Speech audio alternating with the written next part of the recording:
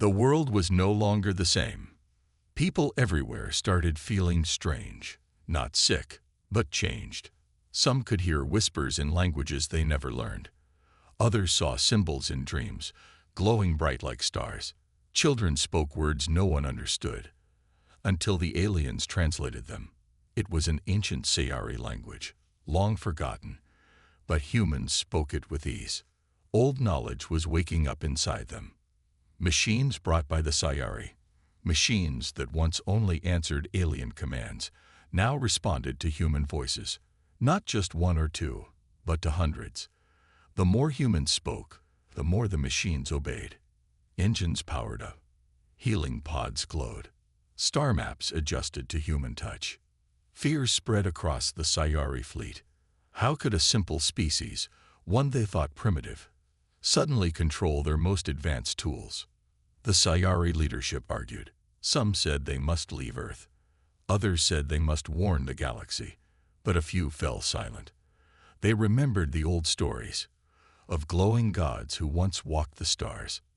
Now they believed. Now they feared. Kale did not fear. He stood on a hill, watching Earth's skies light up with strange energy. He felt peace, not terror. He had seen the truth in the ancient temple. He had touched the last guardian. He had heard the voice of the human who had once ruled galaxies, and he chose to stay. He met with human leaders, scientists, soldiers, thinkers. They were just as confused as the Sayari, but they felt something deeper. A pull, a memory, a promise. "It's like we forgot who we were," said Dr. Elena. "And now, we're remembering." Across the planet, ruins unlocked. Stones moved. Lights turned on. Under deserts, forests, oceans, hidden human technology began to wake. The world watched, frozen in awe. Then the sky above Earth cracked open. A black rift appeared, wide and endless. A deep, cold energy flowed out of it. The stars dimmed. Space twisted. It was the enemy, the same one that had ended the old human empire. After millions of years, it had found Earth again. Panic filled the Sayari ships. Some prepared to flee. Some aimed weapons. Others fell to their knees. The humans did not run. From the Earth itself, a soft golden light began to rise, first from mountains, then oceans, then from the hearts of cities. Not fire, not energy. It was memory. People everywhere dropped to their knees, not in fear, but understanding. They saw images in their minds, the golden cities of the past, the starships shaped like wings, the peace they once brought to the galaxy, the species they helped rise, and the final war, the sacrifice, the great sleep. The light touched the alien ships. Their systems froze, not in damage, but in surrender, not to war, but to truth. Machines remembered their first creators. Shields dropped, weapons powered down. A voice echoed across Earth and into space. It was calm, strong, ancient. It spoke in every language. "We have returned, not as conquerors, but as protectors." The Sayari wept. Some knelt and placed their hands on the ground. Others stood in silence, staring at the humans with awe. They were not invaders. They were children of the stars, and their parents had come home. Kale turned to Dr. Elena. "You were never just a planet. You were a promise." She nodded slowly.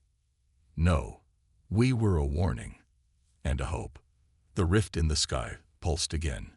Something large began to move inside it, but the golden light shot up, fast, bright, endless. It hit the rift, not with violence, but with memory. And the rift stopped growing. The darkness inside it paused. For the first time in eons, it hesitated. The galaxy watched. Other species, far away, turned their telescopes and sensors toward Earth, some with fear, some with wonder, all with questions. Who were these humans? What power had they hidden for so long? And what would they become now? The humans did not rise as gods demanding worship. They rose as beings who once fell to protect others. And now that memory was back. Not to rule, but to guide. Kale sat alone in the quiet room on the Sayari ship. His eyes were open, but he wasn't looking at anything. He still heard the voice. He still saw the face of the human child. And the image burned deep in his mind. A glowing temple, humans floating like stars, and the Sayari on their knees. He had touched the child only for a second, but it was enough. The other Sayari scientists whispered behind glass. Kel had never made mistakes before. He was a skilled telepath, one of the best. But now they looked at him like something was broken. "It's a false memory," one of them said. "It could be trauma, or a psychic echo," said another. But Kale shook his head. "No, it was real. It was our past." They didn't believe him, but they were curious. The Sayari sent research teams across Earth, not to cities, but to old places, deep jungles, desert ruins, ice-covered caves, wherever humans had built something thousands of years ago. And what they found was strange. In Egypt, they saw symbols on stone walls, symbols that matched the oldest Sayari artifacts. In South America, they found carvings showing humans glowing with energy, lifting alien figures into the sky. In Mesopotamia, the oldest human writings mentioned beings from the stars, but the words used were not human in origin. The scientists grew silent. Some refused to speak. One even left Earth completely, afraid of what they were discovering. Kale stayed. He told the others, "We didn't come here to study animals. We came to find our origin." Back on the ship, they ran tests. They fed Earth data into their ancient myth database, used only by historians and priests. It searched through stories older than any known history. Legends the Sayari considered religion, not fact. The results came back glowing red. The database confirmed it. Humanity existed in Sayari's sacred texts, not as enemies, not even as friends, but as gods. Long ago, before the Sayari walked upright, before they could speak, humans had visited them. They taught them language, helped them build, helped them grow. Then the gods vanished. The texts called it the Golden Silence. Some Sayari still worshipped those stories. Most thought they were myths. But now, Kale had touched a living echo of that truth. And he was afraid. He shared the findings with the Science Council. They denied it. "This is an error," the leader said. "Humans are not advanced. They still fight over land. They destroy their own air. They fear their own history." But Kale said only one thing. What if that's because they forgot who they were? They ordered him to stop. So Kale broke the rules. He returned to Earth with a small team. This time, they went to Antarctica. The AI had detected strange energy under the ice, something too regular to be natural. It took days to dig through the frozen ground. And then, they found it. A hidden structure, smooth and black, like metal. But not any metal known to the Sayari. It was a temple, buried for thousands, maybe millions of years. The team stepped inside. The air was warm. The walls glowed faintly, reacting to their movement. Every step echoed, not like stone, but like walking inside something alive. In the center, they found a mural. Humans stood tall, covered in armor that shined like fire. Sayari stood below them, not in chains, not in fear, but with respect. The humans were teaching them. Beside the mural, a door opened on its own. They entered a chamber. At the center was a glass pod, and inside it lay a human. He was alive, still, breathing, not aged, not broken. Kale stepped forward. The moment his hand touched the glass, the human's eyes opened. Golden, bright, powerful. The room shook. The air turned warm. Lights danced across the walls. The human looked at Kale and spoke in perfect Sayari. "You've returned. Too late. Then the light grew so bright that everyone closed their eyes. When they opened them, the pod was empty. The man was gone. But the energy remained. The machines on their wrists blinked rapidly. Earth's magnetic field shifted slightly. Across the world, other ruins began to activate. Something ancient had awakened. Kale whispered, "We didn't just find proof. We found a warning." The ice cracked above them. Wind screamed through the tunnels. But inside the ancient temple, all was quiet. The pod was empty now. The glowing man, the ancient human, was gone. Kale stood frozen. His team looked around in shock. The machines on their suits blinked with warning lights. Energy levels in the area were rising fast. "Something has changed," said one of the Sayari scientists. "It's like the planet is waking up." Kale nodded slowly. "We didn't just find a sleeping man. We triggered a memory." They gathered data quickly. The walls of the temple began to shift, glowing lines moving across the surface like they were alive. One wall opened, revealing a new chamber even deeper underground. Inside, they found something that made them all stop breathing. A map, but not of Earth. It showed hundreds of stars, each marked with strange symbols. Some blinked. Some were dark. At the center of the map, one symbol glowed gold. Kale touched it. A voice echoed from the walls. "Homeworld. Terra Prime. Access denied. Genetic match required." The voice was human, but not like any human voice from today. It was calm, deep, designed by a machine, but full of emotion. Kale stepped back. "This place, it knows who it belongs to, and it's not us." They sent the data back to the Sayari fleet. The High Council grew nervous. The signs were clear. Earth was not just an old planet. It was once the center of something greater, something powerful, something lost. And now, it was remembering.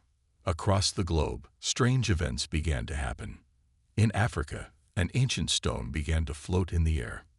In China, a mountain started to hum like a machine. In the Amazon jungle, trees moved aside, revealing hidden metal structures beneath the ground. But it wasn't just the Earth that was reacting. Humans were changing. Some began having strange dreams of stars, battles, and golden cities in the sky. Others could understand old languages they had never learned. One man touched a broken Sayari device, and it turned on, obeying his voice. Kale watched all of this unfold with growing wonder. "These are not accidents," he said. "This is activation. Earth is reawakening its people." Dr. Elena, the human scientist working with Kale, joined him in the temple days later. She had studied the data too. She believed it now. "We were something else once," she said softly. "We had knowledge, power, and maybe responsibility." "But why did you fall?" Kale asked. "What ended it?" They searched deeper in the temple, hoping for answers. And soon, they found something terrifying. Another chamber. Walls burned black. Symbols cracked. A room filled with damage and silence.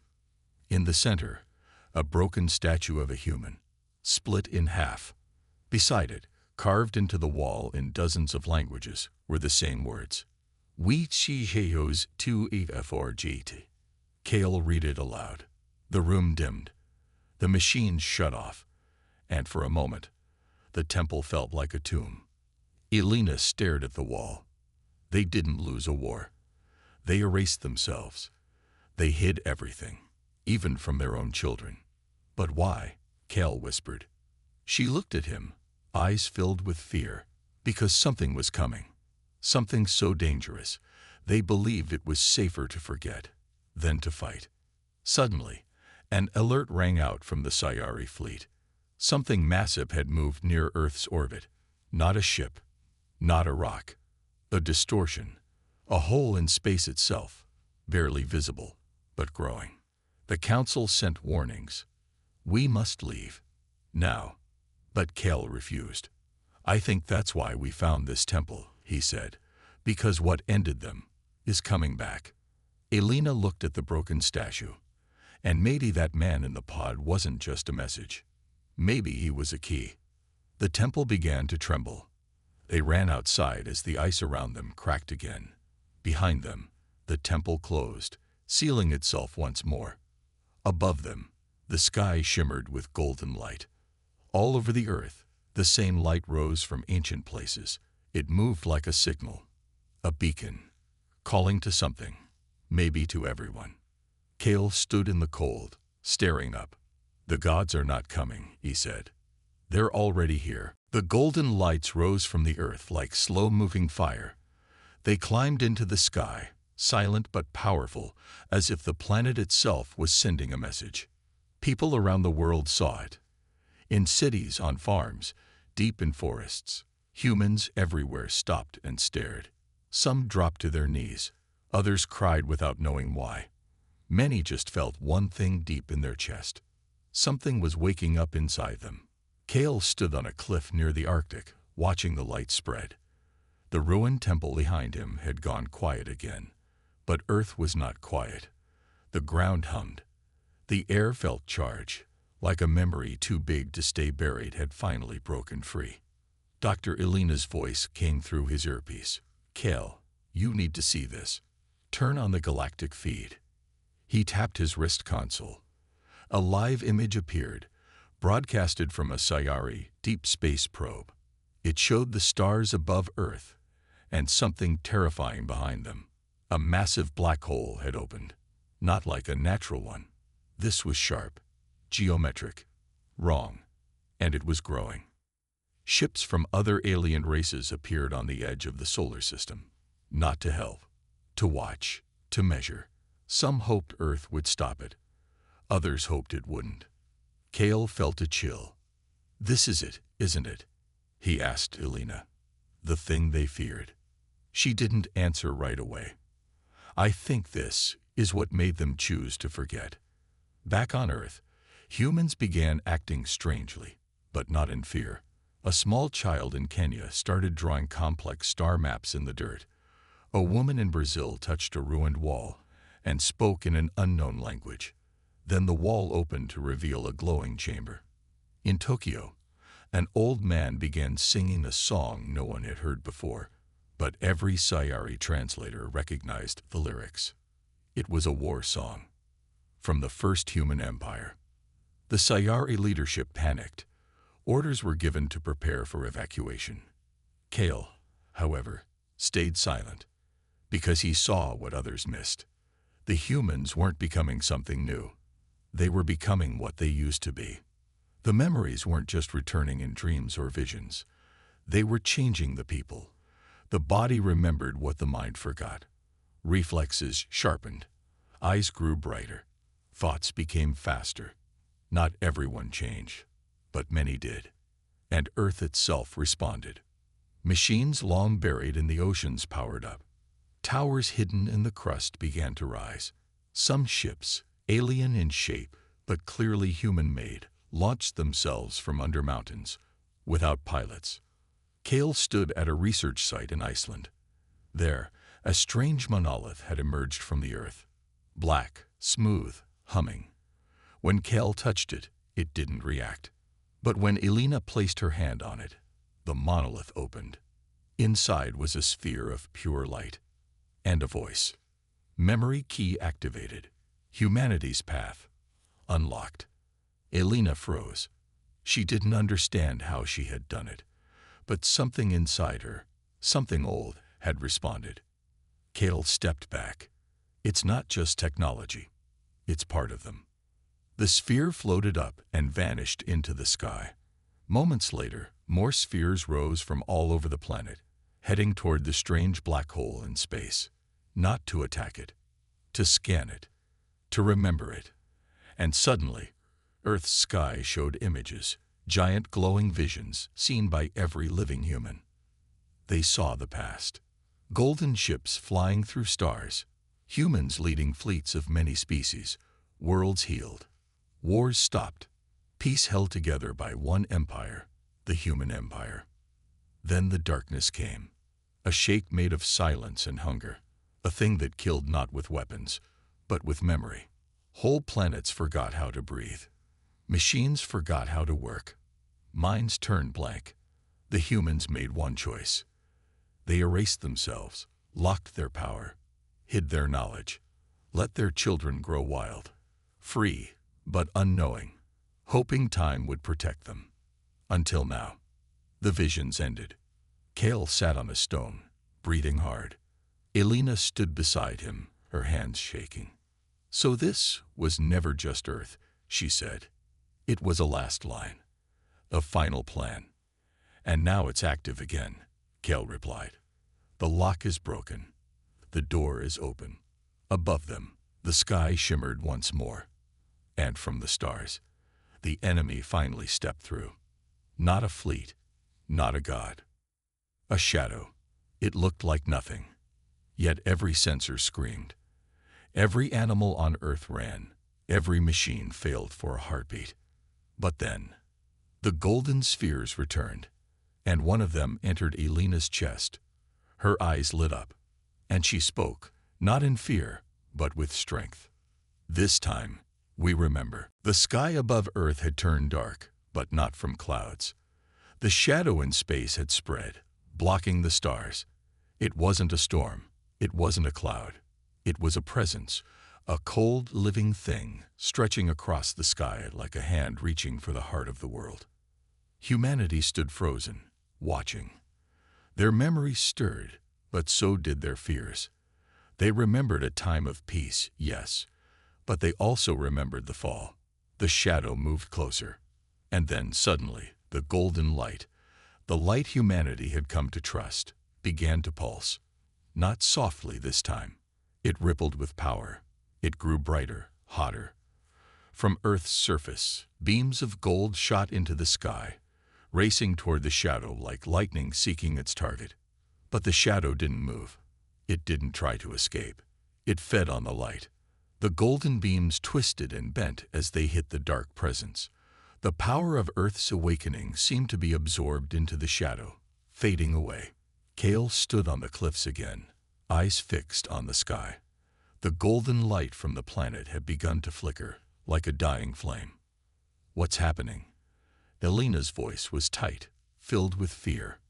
They are feeding, Kale whispered. This is what killed them before. It's not just a force. It's a memory eater. It doesn't destroy with power. It takes away what you know, what you are. Elena's hand tightened around her wrist. The sphere inside her had not just given her knowledge. It had connected her to the ancient humans, the gods who had once walked the stars. Now, that connection pulsed inside her, growing stronger by the minute. And with it came an overwhelming realization. We can't fight this the way we fight other enemies, she said, her voice shaking. It's not about weapons. It's about us, about what we remember. Kale looked back at her, his eyes wide. So we're fighting the very thing that forgot us. How do we stop it from stealing our past and our future? A strange hum filled the air, coming from the golden light. The ground beneath their feet shook. Deep below them, in hidden places, Earth's ancient systems powered up again. Towers from the old human empire began to rise, breaking through the ground. But they weren't just buildings. They were beacons, beacons calling to the forgotten gods. Across the world, people began to feel it too. A connection, a bond, forming between them. The ancient memories flooded back. The war song that had been sung in ancient times was now sung by voices all over the world. The war had begun, and humanity was no longer afraid. In cities, in jungles, in deserts, the human race moved as one. They no longer feared the dark presence. They knew what to do.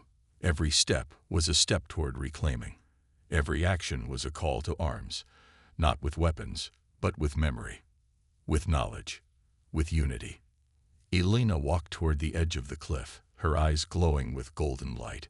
She could feel the power inside her, the energy of the ancient ones, flowing through her. She closed her eyes, breathing deeply. The memory of a golden ship filled her mind. The ancient humans had sailed through the stars, bringing peace, spreading knowledge, building empires, but something had come for them. Something so terrible that it had erased their very identity. The darkness had forgotten them, just as they had chosen to forget. Now they would remember. And with it, they would fight. In space, the shadow paused. It sensed the change. It knew the humans had awakened. The golden light intensified. In every part of the world, ancient symbols began to glow. The machines that had been buried for centuries hummed to life, rising from the earth, not to fight, but to awaken. The old human ships, hidden under mountains and oceans, broke free of their shells, their engines coming to life. They were not just ships.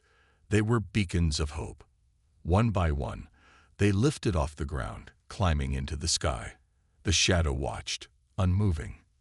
Then, as if answering a command, the memory eaters began to retreat. Slowly at first, and then faster. The light from Earth was too much for them to consume. Kale felt the pull of the ancient ships as they launched into the sky. The connection was growing stronger. "We're not just fighting for survival," Kale said, his voice full of awe. "We're fighting to remember who we are." Elena nodded, watching the ships fill the sky. Humanity was no longer weak. They were stronger than they had ever been. The shadow recoiled again. The war had just begun.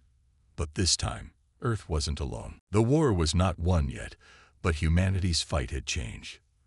The golden light in the sky burned brighter. It wasn't just a beacon anymore. It was a shield. Earth's power, once thought forgotten, now surged like an unstoppable force. And at the center of it all stood the human race, united in a way that had never been seen before. Kale watched the ships rise, the old human technology roaring to life once more. He could feel the pulse of Earth beneath his feet, the energy of an ancient empire waking up. "This is it," Elena said, her voice steady but filled with awe. "We're not just defending our planet. We're fighting for everything we used to be." The shadow in space hesitated. It could feel the change, the shift in the tide. It was used to crushing civilizations, to erasing entire worlds. But this time, something was different. The memories returned. They filled the minds of humans everywhere. Visions of ancient starships, of wars fought on distant planets, of great cities shining with gold and light. It was as if the humans were no longer just survivors. They were gods again. The memory eaters tried to push forward, but the light from Earth was too strong. It was a reminder that the gods had not abandoned the galaxy. They had waited, hidden, until the time was right. And now, the time had come. Kale stood in the command center of a newly awakened ship, a vessel that once sailed the stars. The ship's systems hummed around him, speaking to him in a language he could almost understand. He wasn't just an observer anymore. He was part of the story, part of the legacy humanity had built. Elena stood beside him, watching the stars with determination. "We have to push them back. If we don't, they'll take everything again. Not just Earth, the whole galaxy." Kale nodded. The light from Earth intensified, spreading like fire through the stars. It reached the shadow in space, clashing against it. The darkness writhed, but it couldn't move forward. The memory eaters shrank back, unable to touch the humans who had once ruled the stars. But the enemy wasn't just darkness. It was an ancient curse, a force that could erase everything. It was not something that could be stopped by just light or force. It had no shape, no form. It was a presence, a hunger that fed on the very essence of life. The final battle was not one of weapons. It was a war of will, a fight for identity, for memory, for the future. On Earth, humanity came together. Leaders from every nation, every corner of the planet, stood united. The golden light reached into every city, every village, every home. It filled their hearts with power, and with it, they understood. They remembered. All over the world, humans raised their voices, not in fear, but in song. They sang the old war songs. They sang the songs of the gods, of their ancestors who had once ruled the stars. Their voices rang out, a melody that carried across the entire planet, sending a wave of energy into space. The shadow recoiled. Kale watched as the dark presence began to wither. The golden light was too much. It couldn't feed on the memories anymore. It couldn't erase what had been. And then, in a final surge of power, the ancient ships of humanity, now fully awakened, launched into the sky. Their engines roared with ancient force. They weren't just ships. They were symbols. They were humanity's past, present, and future combined. They rushed toward the shadow, not to destroy, but to reclaim. They carried with them the light of Earth, the power of forgotten gods, and the voices of every human who had ever lived. In space, the battle reached its climax. The shadow screamed, not in pain, but in rage. It tried to fight back, but it was too late. The light of humanity grew brighter and brighter, pushing back the darkness. The shadow's form twisted and shattered as it was consumed by the light. The memory eaters, once so powerful, dissolved into nothingness. And then, silence. The sky cleared. The darkness was gone. Earth's golden light continued to shine, but now it was peaceful, steady, like a star in the night sky. Kale exhaled, a weight lifting from his chest. He looked at Elena, who stood beside him, her eyes filled with the light of victory. "We did it," she whispered. "We've won." But it wasn't just a victory over the shadow. It was a victory over the fear of forgetting, over the loss of who they were. Humanity had remembered, and now they were ready to rise again. Kale smiled. "This is only the beginning."